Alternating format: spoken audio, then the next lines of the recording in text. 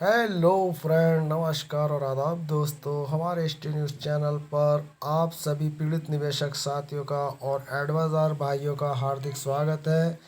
दोस्तों, हम बात कर रहे हैं आदर्श सोसाइटी के उन पीड़ित निवेशकों की जिनकी संख्या 21 लाख है और इनकी खून पसीने की कमाई आदर्श सोसाइटी में लगी हुई है और अभी तक इनको पैसा 3 साल हो चुके हैं कंपनी को बैंड किए हुए सरकार को, और अभी तक एक फूटी कौड़ी इनकी हथेली पर नहीं रखी। तो दोस्तों, आज हम जो ये वीडियो आपके लिए लेकर आए हैं, कुछ कमेंटों के माध्यम से सुझाव, कुछ जानकारियां हमारे पास आई हैं। सबसे पहला हमारे पास जो कमेंट इस वक्त आया है, ब्रज किशोरी जी का आया है। ब्रज किशोरी जी का कहना है कि आदर्श सोसाइटी के खेल तो सारा मोदी जी की देख रेख में हुआ है। आदर्श के एमडी और संस्थापक मोदी जी से मिलने गए थे और उनके साथ पूरे प्लान पर चर्चा हुई। इसके बाद ही संस्था के खिलाफ सारी कार्रवाई हुई। सरकार की नज़र में सारे पीड़ित निवेशक घुसपैठी और रोहिंग्या हैं, इस देश के नागरिक नहीं हैं।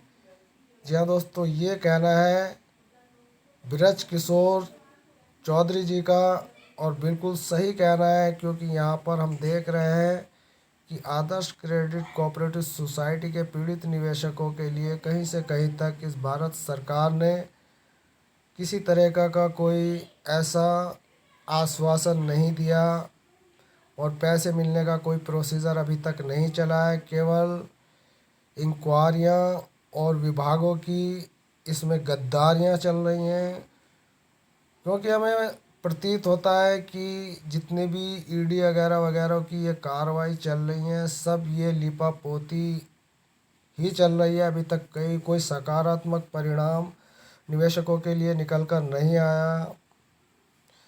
तो दोस्तों, अगला कमेंट हमारे पास मनोज माहेश्वरी जी का है। उन्होंने कहा है, सभी निवेदन है कि सभी साथी अपना 1 मिनट में वीडियो बनाकर अपनी मांग, अपनी तकलीफ़, अपनी पीड़ा, अपना दर्द डिसर्ट टाइम्स आपकी आवाज़ व्हाट्सएप ऐप नंबर पर भेजें। आपकी पीड़ा को सरकार तक पहुंचाने का कार्य करेगा।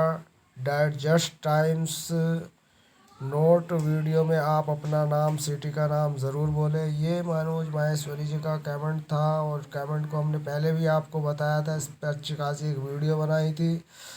तो दोस्तों, इस वक्त हमारे सामने एक और सुप्रिया भट्टाचार्य जी हैं। इन्होंने भी अपना कमेंट के माध्यम से कुछ कहा है।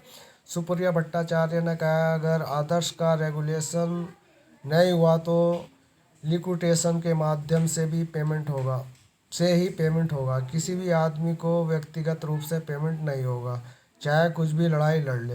वास्तविकता यही है। सिर्फ जासेबाजी से कुछ होने वाला नहीं है। परिस्थितियों को समझने की कोशिश करें। तो सुप्रिया भट्टाचार्य जी भी बहुत बड़े ज्ञानी आदमी हैं। इन्होंने भी अपने ज्ञान की यहाँ पर बात लगभग 100% सही कही है कि किसी की लड़ाई लड़ने से कुछ नहीं होगा। लेकिन सुप्रिया भट्टाचार्य जी की जानकारी के लिए हम बता दें, जब तक उंगली टेढ़ी नहीं होती तो देसी घी नहीं निकलता। देसी घी निकालना है तो उंगली टेढ़ी करनी पड़ेगी, लड़ाई तो लड़नी पड़ेगी, आखिरी दम तक लड़ेंगे। और जब तक लड़ेंगे, जब तक एक गरीब निवेशक का पैसा नहीं मिल जाता, झांसेबाजी या कोई कुछ भी कर ले, जो झांसेबाजी करेगा उसका बिल्कुल चेहरा सामने आ जाएगा। जैसे आवाट का चेहरा सामने आया, ऐसे हर झांसेबाज का चेहरा सामने आएगा। लेकिन लड़ाई हक के लिए रेगुलरली लड़नी पड़ेगी। ये हमारा अपनी सोच है, और इस सोच के साथ हम आपसे कहते हैं कि लड़ाई लड़ना बहुत अच्छी बात है। अपने हक की लड़ाई लड़ना बहुत अच्छी बात है। हाथ पे हाथ रख कर बैठने से कुछ नहीं होगा। परिस्थितियाँ को समझना और समझने की कोशिश करना, बस यही एक हमारा काम है। तो दोस्तों, अगला कमेंट हमारे पास कमलेश जी का आया है। कमलेश जी ने हमें ईद की मुबारकबाद दी है। उन्होंने कहा है, ईद मुबारक भाईजान। तो कमलेश जी, आपको भी बहुत बहुत ईद मुबारक हो। Same to you sir. हम आपकी इस कमेंट पर बहुत ही प्रसन्न है, क्योंकि आपने फुर्सत के टाइम से हमें एक ईद मुबारकबाद दी, जिससे साफ ये पता चलता है कि आप अपने मन में हमारे प्रति कितनी अच्छी भावना रखते हैं। तो इसके लिए बहुत बहुत धन्यवाद। और कमलेश जी के इस कमेंट के साथ हम भी आप लोगों से इजाज़त चाहते हैं। आप भी अपने कमेंटों के माध्यम से कुछ कहना चाहते हैं तो आप बेझिझक होकर हमारे कमेंट बॉक्स में लिखिए। कुछ भी लिखिए, आपकी मर्ज़ी है, हम आपको नहीं रोकेंगे। क्योंकि लिखना और पढ़ना बहुत अच्छी बात है। आप लिखेंगे, हम पढ़ेंगे, चाहे वो नकारात्मक ही क्यों ना हो। तो दोस्तों, मिलते हैं फिर किसी नेक्स्ट वीडियो में। धन्यवाद। जय हिंद।